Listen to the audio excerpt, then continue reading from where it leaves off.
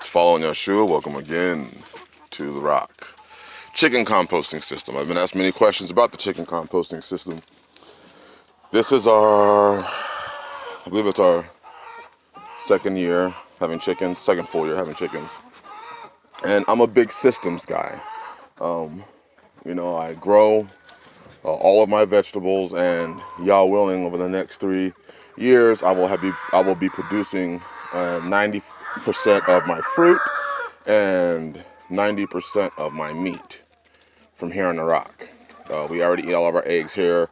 Our goats are doing well, so that'll be our milk. So I'm constantly moving in a forward process. One of the most important things in regards to me growing my vegetables and my fruits is providing the nutrients that they need. And my chickens do all that. So right now, I have a little hole right here in my fence. I'm shoveling out chicken manure. This whole bin right here is going to be filled with chicken manure. Or chicken compost, chicken compost. And they make it right here. This is the coop. So what happens is we'll put leaves in the top right here, and they'll scratch and pick and scratch and pick and scratch and pick until it piles up down here. And if you see, I have 3 of these fence post boards down. So this is about, I would say, 1.5 to 2 feet of chicken manure compost, lining this, coming all the way around. I've been emptying some of this out right here, right now, as you can see it. And there, I'll put a scratch in there while I do it, or before I do it, so that they'll eat the sprouts out of the soil. A little nutritious snack. Here's one of my coops, and as you can see, let me just show you the other side. So that one's 1.5 high, and it's filled with chicken composted material. It'll pile up down there, so I'll scoop that out and bring it out. And then right here, I've been scooping some out. So this is an easy way that you can compile massive amounts. Now, how do I do it? Well, the sisters right now are bringing in bucket after, huge bin, 55 gallons of leaves. And the chickens will pick through it, eat any of the things they want out of it, any growth or, mosses or weeds, insects. They'll pick through it. Here's my chicken feeders that I built.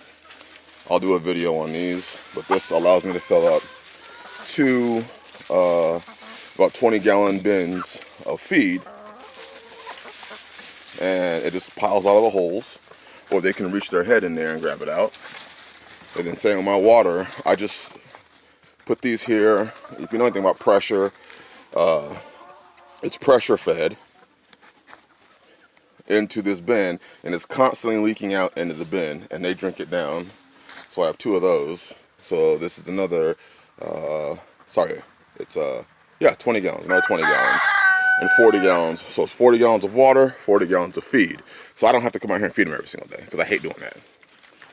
But anyways, so here's what they do. And in here, you can see it piling up. It's piling up on the outside. I have to cut the chicken wire on that side to get this manure out, but I'm just going to let it go and feed my fruit trees that you can see growing right there. So I'm going to let it run down there. But it's nice because when it rains, a lot of the wire will pile up. It'll come down because it's at a slope. So the wire will come down and it'll pile up here. Then eventually it'll overflow and it'll carry those nutrients into my pear trees. I have figs down there. I have more pear trees. And then I'm building another squash bed down there. So all that runoff is going to naturally feed my fruit trees and my fig trees. Well, my pear trees, this is just where my pear trees are. I have 1, 2, 3, 4, 5, 6, 7 pear trees and 2 fig trees right here. 3 fig trees right here. But yeah, we just pile in the leaves in here, and as you can see, they'll scratch through them, eat whatever they want. Some of the chickens have been dealing with mites. They're doing a lot better. Like this one was dealing with mites. But we put our wood ash in here now, and they've been, like this one right here, let me see if I get close. This one had mites also, but you can see how the feathers are coming back. Yeah, that's mites. So we put a lot of wood ash in here, and their feathers are growing back. Hallelujah. So if you do have a situation where your chickens start losing their leaves and you've managed everything else, it's probably mites. 'Cause chickens like to take their dust baths, and if their dust bath area is full of manure, the mites will just stay on them. So right now, the dust bath area is over here, and that's because they don't poop over here really at all, and it's easy to kind of just move the soil away from that area. But as you can see, all that is the chicken manure down there. From about here on down to there, and it's about 1.5 to 2 feet deep right there, and then over there. And then right here, I'm gonna just show you this. You can see it's about, I'd say another 1.5 deep right here. So all of this chicken manure on this side is gonna go into that manure bin. And I'm gonna let it compost for probably the winter and then bring it out. And another reason I have it composting here is because you see it's right up against the chicken coop. It'll be composting right up against the chicken coop. And that heat is going to transfer through this felt paper that I have right here. And I have a chicken wire down there. The heat's going to transmit through there and in to this chicken coop. So that's another reason I put it right up against the chicken coop, is it'll transmit right through here into the chicken coop and keep the coop somewhat warm in the wintertime. Hallelujah. You can see the manure right there. So that's another plan. And then I'm going to show you a finalized bin that we did last year, in which we moved all of that manure into another coop. But yeah, so this is coop 2. That's coop 2, and I have to finish it out. I have to finish painting it and waterproofing it. And then here's coop 1. Y'all have seen this one before. All right.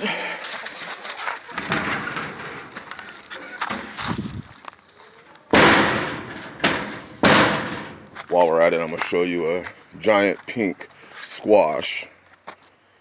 Look at the size of these things. It's a giant pink squash. There's 2 of them actually. And we have 6 more growing on these vines. You can see there's one right there. That's how you start.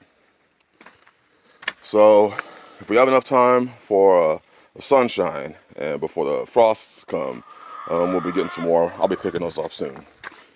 But in order to bear fruit like that, you have to provide the nutrients. Here are my other 3 beds. That one I just emptied out, filling up this, which is our garlic and tomatoes, but those are rogue.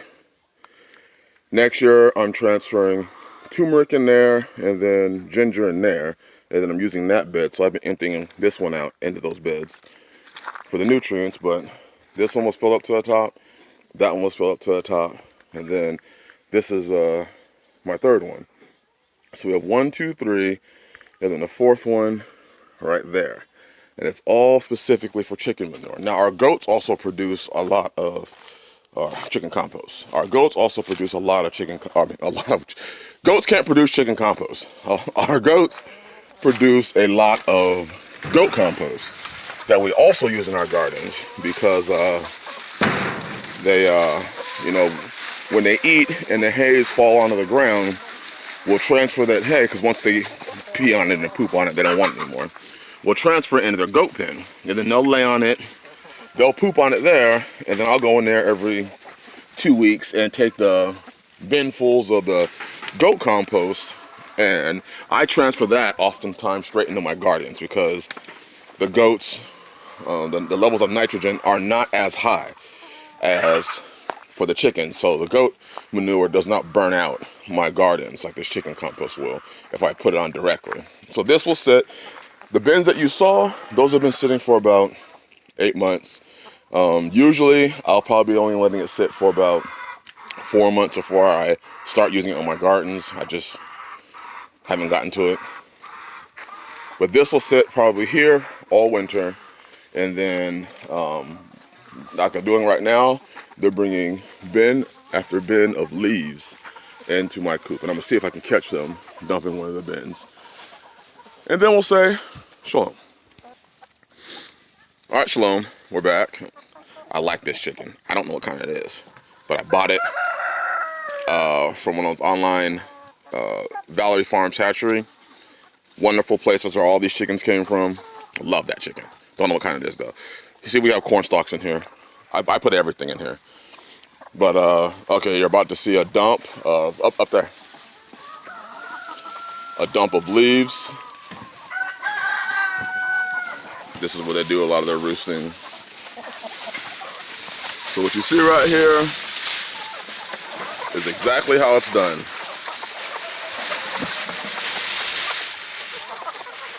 And all this will be turned into more chicken compost.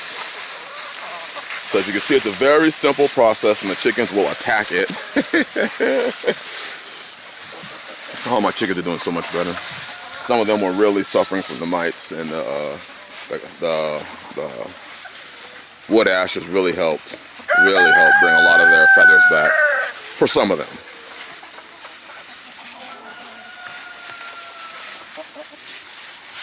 And that's how you do it. And from there, we will have ample amounts of chicken compost manure mix, and we'll be able to feed our vegetables. So this is our system. This is how we do it.